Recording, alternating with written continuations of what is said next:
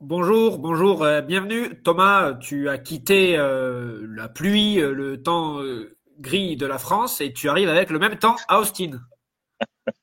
Ouais, il fait un petit peu plus chaud, je dirais. Mais ouais, hier, il faisait bon. C'était nuageux, menaçant. Mais ça a plu qu'en fin de journée hier, beaucoup.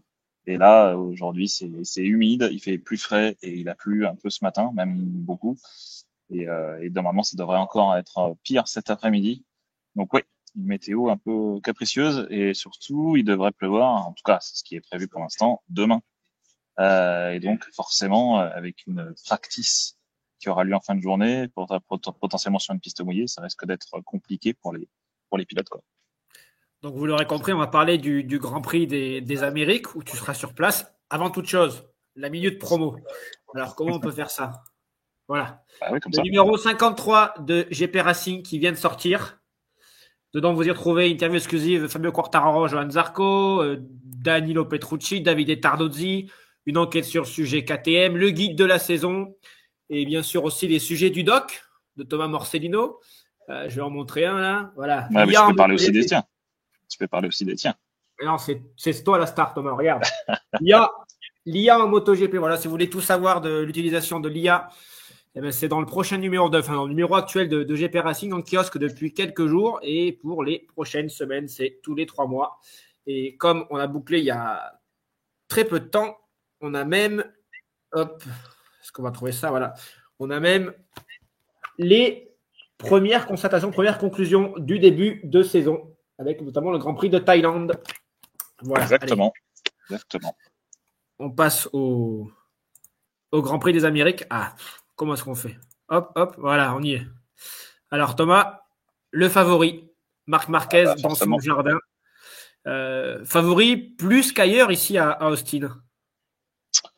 Ah bah oui, c'est un circuit sur lequel, voilà, à part quelques, on va dire trois fois, en fait, il a manqué la victoire. Ou en tout cas, il n'a pas pu se battre pour la victoire. Oui, il est invaincu ici. Donc c'est vraiment son jardin. C'est un circuit qui compte 20 virages, 11 à gauche. C'est un circuit qui tourne dans le sens inverse des aiguilles d'une montre, donc dans le sens qui tourne à gauche, comme on dit. Et puis voilà. Donc oui, c'est son jardin. Ça c'est clair. C'est clair. Et on voit mal après un début de saison comme il l'a fait. Voilà, par lui-même, c'est-à-dire commettre une erreur comme il a fait en 2019. On voit mal qu'il pourrait mettre à mal ce début de saison parfait, quoi. Effectivement, parce que là, il arrive avec 37 points sur 37 en Thaïlande, autant en Argentine, donc dynamique hyper positive, et en plus sur son circuit. Donc Marquez est le méga favori du week-end. On s'attend à ce que certains pilotes disent deuxième sera le meilleur classement possible ce week-end, etc., etc. Pecco avait déjà dit en Argentine, on sait que 31 points de retard sur Marc, et en plus à Austin, ça va être compliqué de lui en reprendre. Mais Marc Marquez en échec à Austin, c'est déjà arrivé. Thomas, donc là, il avait gagné, évidemment, avec Honda. Je crois que d'ailleurs, c'est la dernière victoire avec Honda, cette photo. Avec Non, Honda non, à non, Austin. non, c'est Rins, du coup. Non, mais lui, sa dernière Ah oui, victoire avec Honda à Austin. oui, c'est ça, exactement. Ouais, tout à fait. Oui, bah, il a été. Donc, si on prend 2019, où il a fait une saison. Alors oui, bon là, tu montres la dernière édition qui était l'année dernière, mais si on prend 2019, cette année-là, il avait jamais fait moins bien que deuxième, et sa seule erreur de la saison, c'était à Austin où il a chuté alors qu'il avait, je crois, presque 4 secondes d'avance de mémoire, ou peut-être, voilà, il avait un boulevard d'avance. Alors, on parle d'un problème électronique, une chaîne qui aurait sauté. Enfin, bref, en tout cas, il a chuté. C'était sa seule erreur. Après, on a effectivement 2024, hein, pour aller vite dans le temps, 2024 l'an dernier, où il venait de prendre la tête juste devant Pedro Acosta et il croise les On skis. voit sur l'image, là, Problème, ouais. ouais, comme tu disais tout à l'heure, avant qu'on prenne l'émission, problème de frein apparemment. Euh, et voilà. Et ensuite, il a manqué l'édition. Il a manqué l'édition 2023 parce qu'il était blessé. Et ensuite, il y a eu cette édition 2022 où au départ, je crois qu'il avait pas désengagé le pit. Enfin, je sais plus ce qui s'était passé. Je crois que c'était, il avait pas désengagé, je crois, le pit limiteur ou un truc comme ça. Enfin, je sais plus. En tout cas, il manque totalement son départ. Il part dernier, il se retrouve dernier au premier virage et il finit 6, je crois. Sixième, Donc, sixième, c'est ouais, ça. De 22e à sixième, la remontée. exactement. Voilà. Donc voilà. À part ces épisodes-là, voilà, sur 14 courses qu'il a fait aux États-Unis, il a gagné en soi, quoi. voilà, en prenant Indianapolis et Laguna Seca. Et dans ces fois-là où il n'avait pas gagné, de mémoire, 2019, c'est Rins qui bat Valentino Rossi dans les derniers tours. Exactement. Ensuite, on arrive à 2022, c'est ça, où c'est Bastianini qui C'est ça, s'impose. qui gagne. Exactement. Et l'année Et ensuite, dernière, c'est lui-même. C'est la dernière victoire non Ducati sur là, en date. C'est Maverick Viñales l'an dernier, ici même. Donc voilà, il avait fait un week-end déjà prometteur la semaine, enfin les 2 semaines d'avant au Portugal où il avait gagné le sprint. Euh, et là, il a gagné le sprint l'année dernière, ici même le sprint, la course, et il fait la pole position aussi, hein, c'est ça. Hein. il me semble que c'était le week-end parfait, oui, Ouais, c'est pour ça. Maverick. Je vais vérifier pendant que tu continues à nous abreuver Non, non, de mais tes de mémoire, il fait un week-end, on va dire parfait. Voilà, il n'a pas ça. mené tous les tours de bout en bout, mais en tout cas, il a fait un week-end parfait. Voilà, donc voilà, il était au-dessus du lot cette année-là, et voilà, cette année, ça va être compliqué, plus compliqué, on peut imaginer pour Vignales sur la KTM, mais voilà, on sait que l'Aprilia marche bien ici, donc peut-être qu'on peut se retrouver avec une belle performance, notamment de Bezeki ou de, alors peut-être dans une moindre mesure, peut-être d'Ogura. Ouais, on va reparler d'Aprilia, mais avant toute chose, Thomas, cette année, donc on l'a compris, Marc Marquez est le grand favori à Austin, pas la peine de faire un quart d'heure là-dessus. Par contre, qui pour l'arrêter, qui pour le challenger, qui pour essayer de lui tenir tête Alors, premier Grand Prix, on a vu que c'était un duel Marquez-Marquez. Marc Marquez face à Alex Marquez en Thaïlande et en Argentine. Argentine, c'est une piste où Alex avait déjà brillé par le passé, donc on Ouais, pouvait s'attendre à le voir compétitif. Il a été meilleur qu'en Thaïlande, mais il a quand même été impressionnant en Thaïlande aussi, au test comme au Grand Prix. Voilà sur l'image, c'est Pecco Bagnaia qui était censé être l'adversaire numéro un de Marc Marquez cette saison, ou plutôt c'est Marc qui devait être l'adversaire numéro un de ouais, Pecco, ouais, bah oui. comme on veut le voir. Est-ce que toi, tu vois Alex faire la même chose, hein, la passe de 3 et être à nouveau, comme en Thaïlande et en Argentine, aux avant-postes? Écoute, après, quand on regarde le palmarès d'Alex sur ce circuit-là, c'est pas son meilleur circuit, ça c'est sûr. Faisais bien de le rappeler qu'en Argentine, il avait déjà brillé. C'était pas l'année dernière, c'était l'année d'avant. Oui, Donc, il remporte le sprint, c'est ça?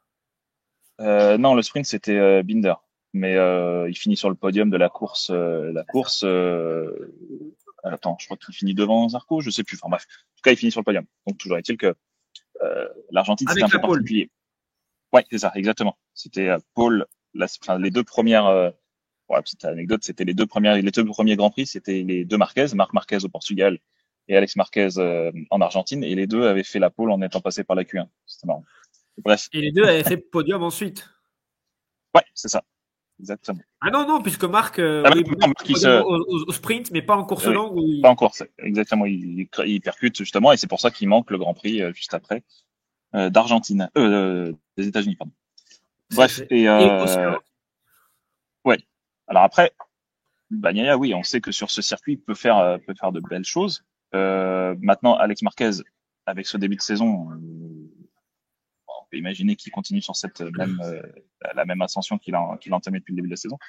Maintenant, voilà, ça reste un circuit, voilà, comme tu disais, on va pas parler pendant 15 minutes, mais ça reste le circuit de marque et donc ça va être difficile à aller le chercher. En tout cas, d'être à la régulière, on verra sur les premiers tours de roue demain, mais la seule inconnue, ça va être la pluie, la météo, tout ça, quoi.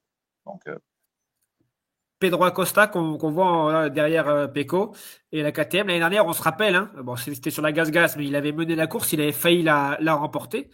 De mémoire, il fait deux, il est battu juste par Vignales, c'est ça. exact. Bon, là, on sait que la situation de KTM, c'est un peu plus délicat.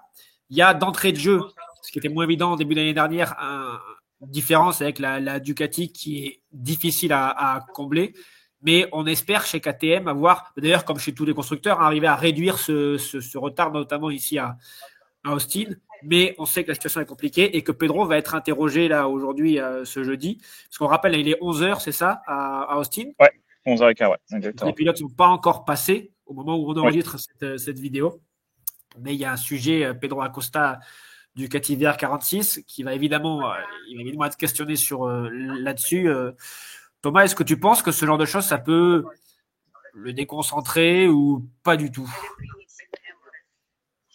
c'est difficile. Après, on peut imaginer que ce c'est son management qui va gérer tout ça derrière. Maintenant, oui, on peut imaginer qu'avec le début de saison d'Educati, qu'il a envie d'aller voir. ce qui se passe avec la situation de chez KTM, qu'il ait envie de voilà d'avoir des assurances pour les saisons à venir.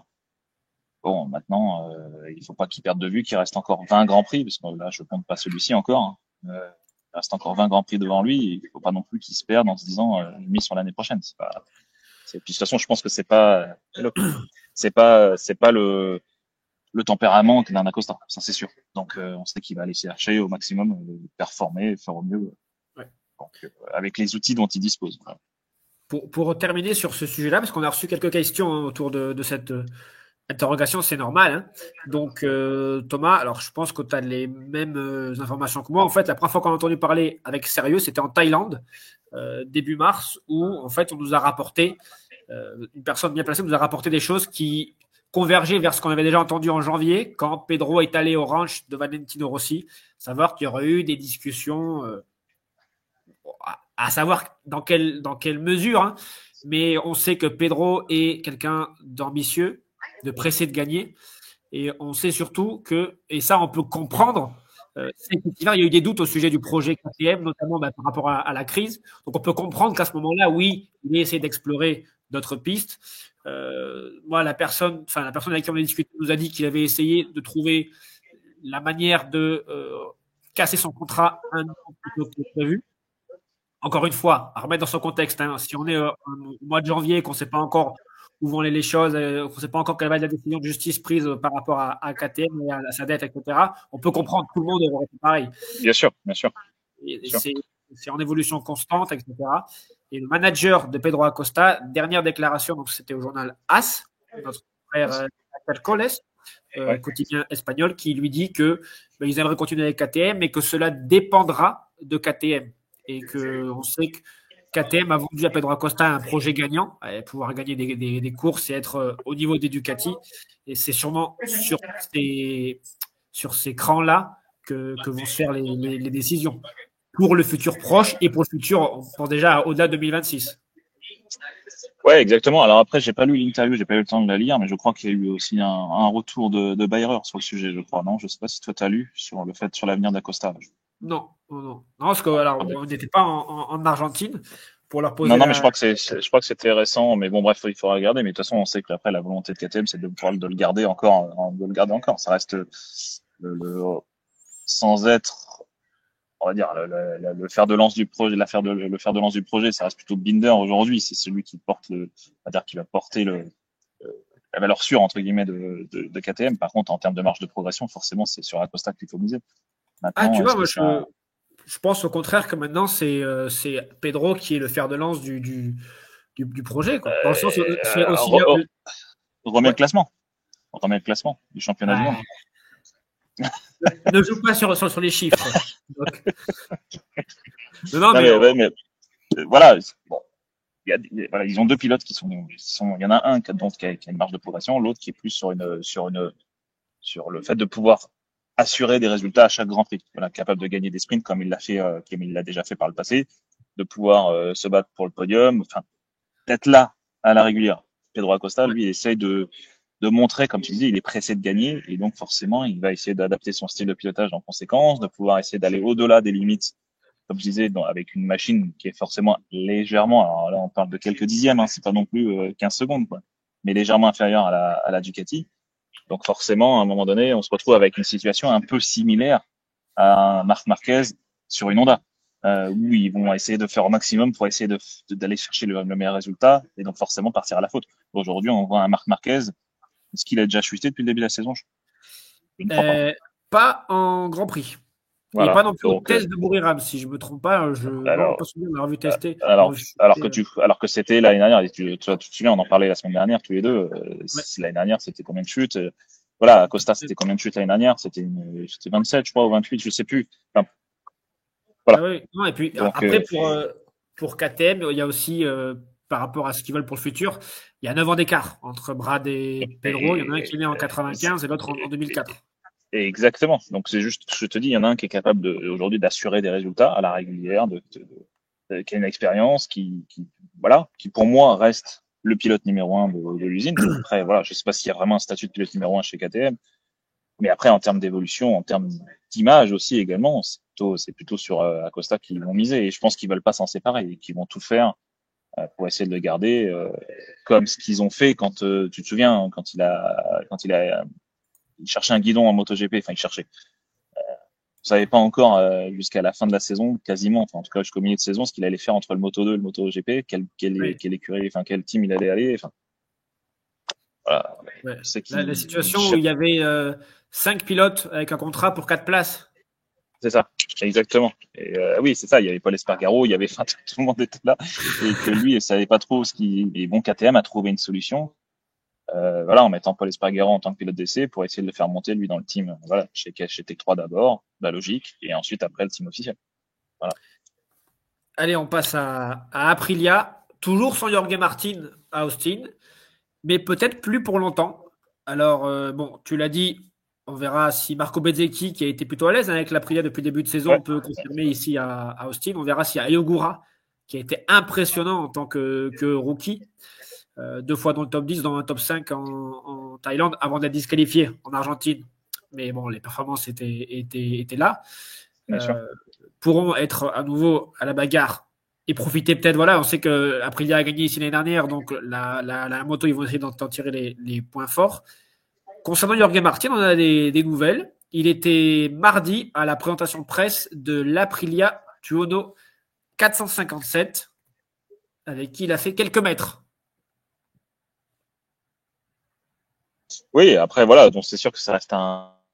C'est là, il est présent. Après, maintenant, est-ce que sa main est bien remise, que les contraintes d'une MotoGP sont quand même pas les mêmes qu'une Tuono sur le mais Aprilia, à Noah, voilà, non, prochain test, prochain en. Alors Thomas, on t'a plus ou moins perdu. En tout cas, moi, Je sais je pas si tu m'as ne entendu. comprends pas.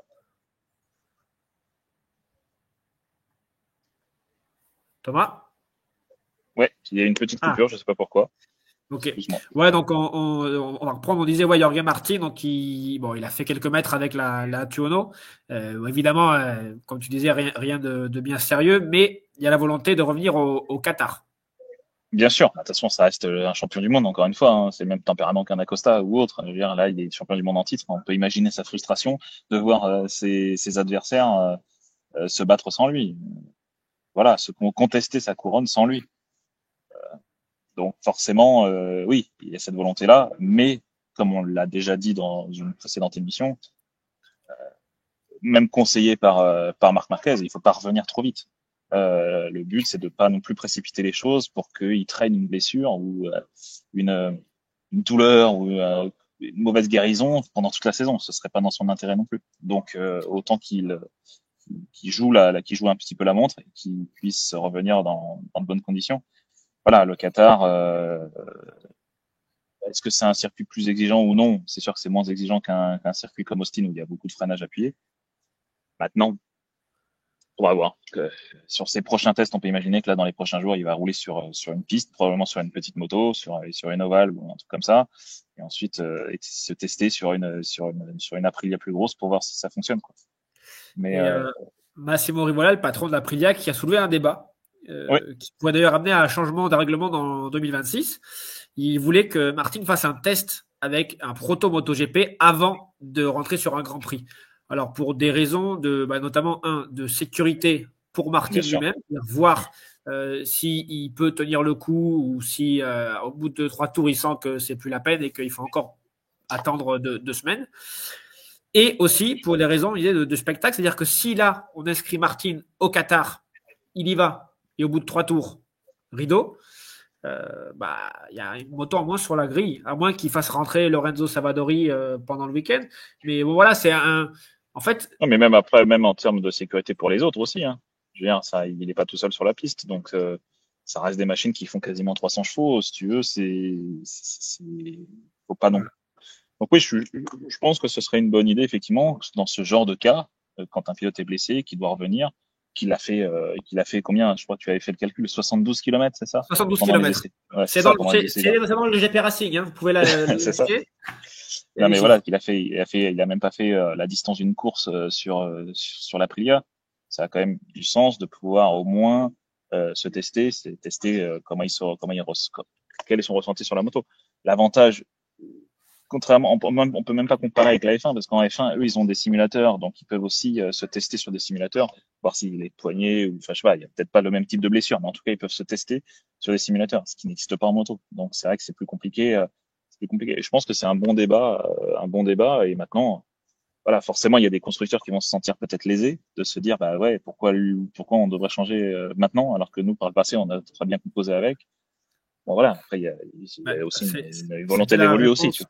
C'était la réponse de Tardozzi, qui disait que oui, bien sûr, mais il rappelait que quand Bastianini, il y avait ce cas-là qui Oui, s'était posé en 2023, ils n'avaient rien demandé à personne.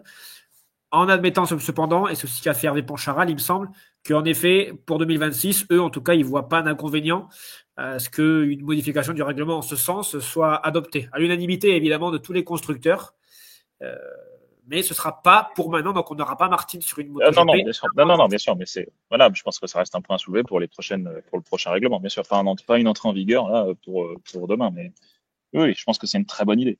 Pour moi, c'est voilà, il n'y a pas cette volonté. Après, il faut que ce soit encadré. Voilà, peut-être, je sais pas, deux trains de pneus pour tester ou un seul train de pneus et puis trois runs. Enfin, je sais pas, un truc vraiment bien encadré. Et Ouais. puis ensuite, on arrête là. C'est juste pour tester sa condition Pas de physique. développement, etc., etc. Bien sûr, absolument. Allez, on passe au Français, à Jojo, Johan Zarco et Honda qui veut confirmer au Texas. Donc Thomas, on en parlait juste avant de prendre l'antenne. euh, Honda qui a mis 3 hommes dans le top 10 en Argentine. Un résultat qui est venu confirmer ce qui avait déjà été vu en Thaïlande avec Johan Zarco qui avait fait 7e. Johan Mir Ouais, qui s'était battu aussi, je crois qu'il avait pris un point en sprint en Thaïlande, s'était ouais. battu dans le top 10. Voilà, donc Honda montre des signes de progrès en ce début de saison. On en a parlé un petit peu en privé aussi. Tu disais qu'il fallait attendre beaucoup plus longtemps et parce que là, sur ces deux grands prix, il n'y avait pas assez pour avoir des références claires. Et donc voilà, Honda qui veut te donner tort en continuant à performer à Austin, qui est un circuit où la moto a déjà beaucoup gagné, mais avec Marc Marquez. Donc évidemment, les références, c'est est-ce que c'est Honda, est-ce que c'est Marquez, est-ce que c'est les deux. En tout cas, voilà, Après, Honda. voilà. Ouais, vas-y. Après, Honda, on sait qu'il fonctionne même d'une façon générale, fonctionne très bien aux États-Unis. Si on prend les chiffres, ils sont, qui est sur les, je sais plus, je crois sur les 30, là, je me rappelle plus. Bon, bref, il y a une vingtaine de victoires dans l'ère moderne du MotoGP, par Honda, tu vois. Ouais. La dernière victoire en date de Honda, ça reste Alex Rins, ici même, en 2023. Euh, Moi, comme je te disais, hein, tu parlais de notre discussion en privé, comme je te disais, j'espère me tromper, clairement. J'espère me tromper en me disant que voilà, cette tendance, elle est vraiment, c'est- elle est établie et que ils sont en pleine progression. Tout le monde dit et s'accorde à dire que souvent les saisons MotoGP commencent avec le retour du MotoGP du paddock en Europe. Bon voilà, Austin, enfin ces trois circuits là sur lesquels on s'est rendu, ça reste voilà un peu particulier. Bon, maintenant. Voilà, comme je te dis, j'espère me tromper. Et Ouais, ouais, oui, non. Honda est Moi, en pleine progression, ça c'est sûr. Ce sont les signes qui montrent, c'est sûr, sont prometteurs. mais Maintenant, ce que disait Johan et ce qui tempère le raisonnement que j'avais quand on avait cette discussion, c'est qu'effectivement, Honda avance au classement, mais il y a aussi deux Ducati en moins. Donc, exactement. mécaniquement, on va dire, parce que les Ducati ont été remplacés donc, par des Yamaha Pramac, celles de Ouais, Miller et de Oliveira. Donc, ouais. Oliveira, c'est 14e en Thaïlande et il n'a pas pris le départ Absent, ouais, en en Argentine. Argentine. Et Miller, ça fait 11-13. Donc mécaniquement, c'est vrai qu'au niveau du classement par rapport à 2024, si on compare, il faut en tenir compte. Bien sûr. Après, moi, mon argument, c'était de dire oui, c'est vrai que la saison commence en Europe, etc. Sauf qu'aujourd'hui, la moitié de la saison se fait hors d'Europe, que des circuits particuliers, il y en a beaucoup. Oui, bien sûr. À chaque fois, on dit oui, un tel circuit est particulier, donc mais il y en a quand même beaucoup des circuits particuliers, et que quoi qu'il arrive, les points marqués en Thaïlande, Argentine, Austin, etc., ont la même valeur que ce qui sera pris au Mans ou au Mugello. Absolument. Donc oui, oui, non, mais de toute façon, tu sais très bien, je partage aussi ton avis. Hein. J'ai pas d'argument contre. Je te dis encore une fois, j'espère vraiment me tromper sur cette tendance. Clairement, j'ai envie de, et j'ai pas dit de façon très catégorique que c'était pas vrai. Je dis juste, je me montre prudent, au même titre que, comme tu disais, Johan Zarco se montre prudent aussi. Il Bien y a sûr. vraiment une belle évolution. On voit même que c'est pas que Johan, c'est aussi, comme tu disais, Johan Mir, c'est aussi Marini. Donc il y a vraiment une tendance maintenant. Allez, on va voir ce week-end et on verra au Qatar et ensuite retour en Europe. Voilà. Le retour en Europe, ouais. Et on va terminer avec le clan Yamaha, ce que peut espérer Yamaha. Donc là, avant de vous mettre du Quartararo ou du Rins, c'est Miguel Oliveira qui ne sera pas là ce week-end. Donc Thomas, Miguel Oliveira, c'est son 11e forfait en 2 saisons et 3 mois. Ça commence à faire beaucoup. Et est-ce qu'on peut dire que c'est le chat noir du championnat là, depuis qu'il a quitté KTM en fait? Euh, ouais. Et je crois même que sa dernière, ah non, c'était sa première saison avec KTM aussi. Il avait pas fini la saison, je crois, parce qu'il s'était blessé, si tu te souviens, en Australie, à cause d'une rafale de vent. Il avait fini, il était tombé, il avait manqué le dernier Grand Prix de la saison, je sais plus. Enfin bref. Oui, Oui, c'est en quelqu'un 2019. qui, ouais, c'est ça. Il a Ça manqué remonte à 3. loin. Ouais, c'est ça. Donc, Je vais faire comme si je venais pas de regarder sur sa fiche. mais ouais, c'est ça. Et en Australie, oui, il y a eu une rafale de vent. D'ailleurs, en 2019, du coup, les qualifs avaient été annulés, tu te souviens, et du coup, avaient eu Oui, lieu le dimanche matin. c'est ça. Euh, oui, c'est le chat noir, surtout en début de saison. À chaque fois, là, on prend 2023, il se fait percuter par Marc Marquez au Portugal, et là, il se fait percuter par Terminal Deguer en Argentine. Et par Fabio l'année Oui, dernière. et par Fabio aussi. Et je crois que même il s'était fait percuter par Fabio aussi, tu te souviens, à Jerez, il y a, Oui, je me oui, rappelle plus quelle année, où il avait pris, oui, ouais, c'est ça, c'était oui, ça. C'est ça c'est dont tu ça. parlais. Ouais, Ouais, ouais, le virage ouais, 2. ouais, c'est ça, exactement. C'était pas l'année dernière, c'était l'année avant, non? Ouais, on commence à être trop vieux là. C'était en 2023, en effet. Ouais, c'est 2023. ça. C'est Oh, les ça. temps passent vite. Ouais, c'est ça. Mais bon, bref, et donc, oui, bah ouais, Augusto Fernandez va le remplacer ce week-end, Voilà. appelé à la rescousse par Yamaha, alors qu'il était déjà programmé pour rouler à la place de Jonathan Ray en Superbike. Mais Jonathan Ray va être forcément, enfin, et remplacé ce week-end par Ouais. Jason O'Hayoran, je sais pas comment on prononce précisément.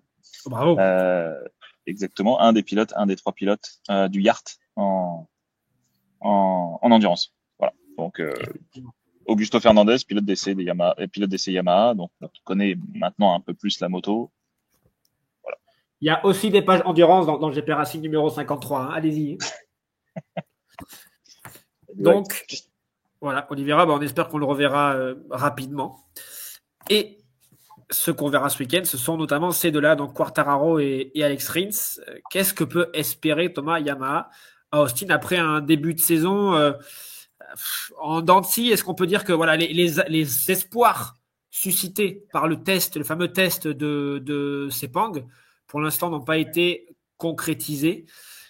Qu'est-ce qu'on peut espérer notamment pour Fabio, qui est quand même le pilote qui tire un petit peu la marque vers le haut ces dernières années? Ah, c'est compliqué en fait. Si tu veux, comme il nous disait, bah t'étais en Thaïlande, hein, il nous disait ce qu'il avait réussi à trouver, c'était de pouvoir être rapide sur un tour et de pouvoir du coup une belle performance sur les practices et donc du coup en qualification et donc bien se qualifier. Le problème, c'est qu'il a perdu ce qu'il avait l'année dernière, en tout cas jusqu'à l'année dernière, c'était d'avoir un bon rythme de course. Euh, Voilà, donc c'est ça aujourd'hui qui pêche un petit peu. On le voit en course, effectivement, il est bien qualifié. Par contre, maintenant, il régresse, enfin, en tout cas, il recule un petit peu au classement pendant la course. Donc, bon là, je mets quand même une petite parenthèse en Argentine où il se fait percuter par Bezeki. Donc là, si tu veux, le résultat n'est pas du tout représentatif, bien évidemment. Bien Mais sûr. c'est quelque chose qu'on remarque quand même. Ça reste quand même une tendance qui fait que plus rapide sur un tour, moins rapide sur un rythme, enfin moins rapide. Ils ont perdu sur ce rythme de course qui était leur point fort jusqu'à la saison passée.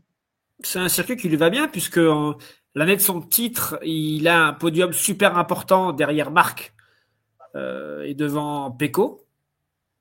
C'est Oui, bien ça, hein. 2021, il termine deuxième derrière oui, Marc et devant Pecco. oui. 2023, il fait un podium ici aussi.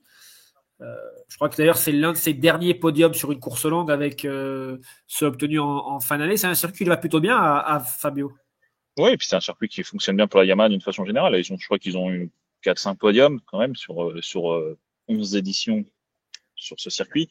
Voilà, ils ont jamais gagné, mais forcément quand tu as un Marquez devant, c'est plus compliqué, mais ça reste un circuit qui fonctionne bien pour la Yamaha. Et puis on se souvient de la bataille justement, comme tu disais tout à l'heure, entre Rins et Rossi jusque dans le dernier tour en 2019. Donc voilà, donc ça reste un circuit qui peut sourire à la Yamaha. Maintenant, toujours ce problème de grippe dont souffre la Yamaha depuis des années et qui aujourd'hui, voilà, n'arrive pas à résoudre, quoi. Austin, un circuit particulier aussi pour les bosses qu'il y a au niveau de l'asphalte. On sait qu'il a été revu à plusieurs reprises. Là, il y a des gens qui te disent bonjour, mais t'es trop connu. T'es trop connu. C'est Randy Dauphine. Justement, c'est lui qui est en photo dans le GP Racing. Ouais, exact. Thomas, qu'est-ce qu'il en est là au niveau de. T'as pas encore eu des retours des pilotes qui auraient fait ne serait-ce que des track walk ou des tours en vélo? Non, pas du tout. Là, tu vois, il y a Pecco Bagnaia là, qui est en train de faire son débrief, donc je ne pourrais pas te dire maintenant. Mais par contre, nous, on remarque que quand on arrive au ligne du circuit, c'est détruit. Le goudron est détruit, c'est vallonné de partout. Il y a des bosses partout. C'est pas non plus des nids de poules de 15 mètres, hein, bien évidemment, mais on voit qu'il y a eu du mouvement, quoi. C'est pas lisse.